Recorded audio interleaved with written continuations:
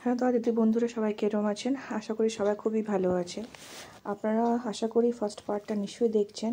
আর তখন দেখছিলেন কি আমরা দীঘাতে ঘুরতে গিয়েছি। আর আমরা বোটে করে এখন কিন্তু দীঘা মোহনা ওয়াচ পয়েন্টে আছি। তো মোহনার একদম মাঝখানে আমরা মানে নদীর মাঝখানে চলে গেছি। আর এই যে পাড়ে যখন আমরা পৌঁছাচ্ছি তখন দেখি এই যে একটা গর্ত করা আছে, কিন্তু মানে লোকটাই করে দিয়েছে যে আমাদের দেখাচ্ছিল। ওই লোকটা কিন্তু গর্ত করে দেখালো কি ভিতরে কিন্তু একটা জিনিস আছে। তা আমি ভাবলাম কী জিনিসটা, ও দেখেন লোকটা কিন্তু ভালো করে গর্ত করছে জিনিসটাকে বাই করতে। আর এই যে একদম ভিতর থেকে কিন্তু গর্ত করে করে হাত ঢুকিয়ে নিয়ে গর্ত করে এটা বাই করছে। আর তার সূর্যা কিন্তু গেল জল দিয়ে এটাকে ধুয়ে টুয়ে আমাদের সামনে নিয়ে আসছে। আর এটা কিন্তু হচ্ছে লাল কাঁকড়া, যেটা দেখিয়ে নিয়ে আমি সত্যিই খুব ভয় পেয়ে গেছিলাম। ভয়ে একদম মানে আমি চিল্লায় উঠছিলাম, আমি কোনদিন দেখিনি লাল কাঁকড়া। আর এটা দেখে সত্যি কিন্তু মানে দারুণ দেখতে অবভিয়াসলি, কিন্তু মানে দেখতে যেন আমার কেরম কেরম করছিল।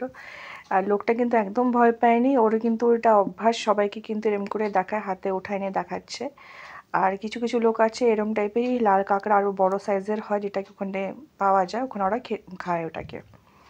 তারপর আমরা ওখান থেকে ফিরে আসলাম। ফিরে এসে আমি এই যে আমরা গেছি মন্দিরে। এটা একটা হচ্ছে অনেক পুরানো, অনেক বিখ্যাত শিব মন্দির। শিব মন্দির ওখানে আমরা ঘুরে টুরে নিয়ে আবার আমরা চলে আসছি এখানে। আর এখানে আমরা অ্যাকচুয়ালি আসলাম কেন কি এখন আমাদের খুবই খিদে পেয়েছে, ভাবলাম কিছু তো খাওয়া উচিত এখন এই টাইমে। তাই আমরা এদিকে চলে আসলাম বিচের সাইডে। আর বিচের সাইডে কিন্তু অনেক দোকানপাট আছে, মোমো টোমো দোকান তো দেখেই যাচ্ছিলাম।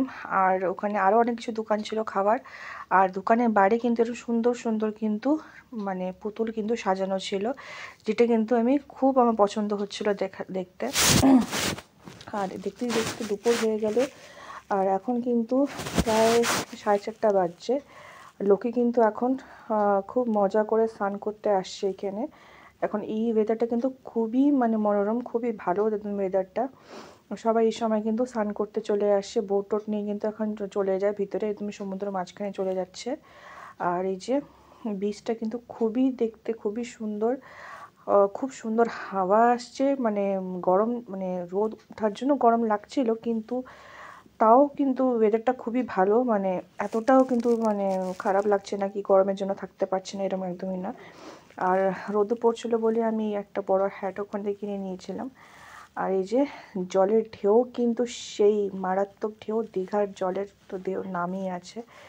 তো দেখতে দেখতে সন্ধ্যা হয়ে গেল আর আমরা কিন্তু ওখান থেকে গাড়ি করে আবার কিন্তু ফিরে আসলাম এখানে বিশ্ব বাংলা পার্ক, যেটা কি ওল্ড দীঘাতেই আছে আমাদের হোটেলের একদম সামনে।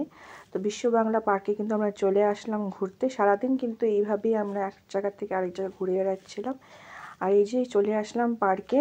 পার্কটা কিন্তু অসাধারণ অসাধারণ সুন্দর বানাইছে, খুব সুন্দর মানে ডেকোরেট করছে। এখানে অনেক কিছু দেখার মতো জিনিস আছে, অনেকক্ষণ টাইম এখানে স্পেন্ড করা যায়। ওই সন্ধ্যার দিকে লোক কিন্তু এখানে ভর্তি ভর্তি লোক আসে সন্ধ্যার সময় এখানে বসার জন্য, গল্প করার জন্য। খুবই দারুণ দেখতে জায়গাটা। আর এখানে কিন্তু আই লাভ দীঘা বলেও জায়গাটা আছে। তো সেই সুন্দর জায়গাটা, এখানে কিন্তু আমি ঘুরে যাচ্ছিলাম অনেকক্ষণ ধরে, টাইমটা এখানেই আমরা সবাই মিলে এখানে স্পেন্ড করছি। আর দেখতেই পাচ্ছেন এখানে সুন্দর সুন্দর কিন্তু জায়গা আছে দেখার মতো। আর দারুণ মজা করছিলাম, দারুণ লাগছিল দেখতে এখানে ঘুরতে। এই জায়গাটা কিন্তু সেই লাগছে আমার, সেই সুন্দর লাগছে এই জায়গাটা।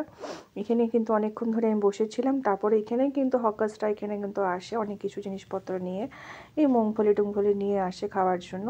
আর এটা কিন্তু চেস বোর্ড, কিন্তু দারুণ জায়গাটা, আমার কিন্তু খুব ভাল লাগছে। এটা চেস বোর্ডটা দেখে কিন্তু আমার খুব ভাল লাগছে।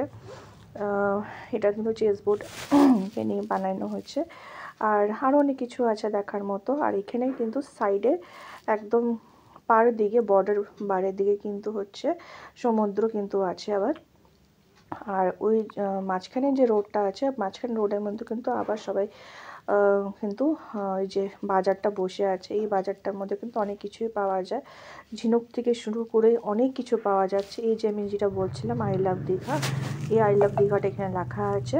আর এখানে কিন্তু অনেক জিনিসপত্র পাওয়া যাচ্ছে, ঝিনুক থেকে শুরু করে নিয়ে আরও অনেক কিছু সুন্দর সুন্দর মাটির জিনিসপত্র পাওয়া যাচ্ছে।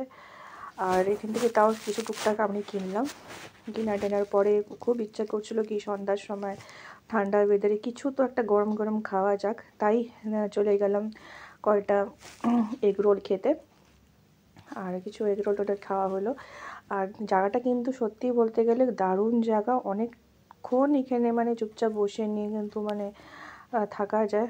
আর এইসব করে টোরে নিয়ে আমরা রাত্রেবেলায় চলে আসলাম আমাদের হোটেলে। আজকের মতো এটুকুই, নেক্সট পার্ট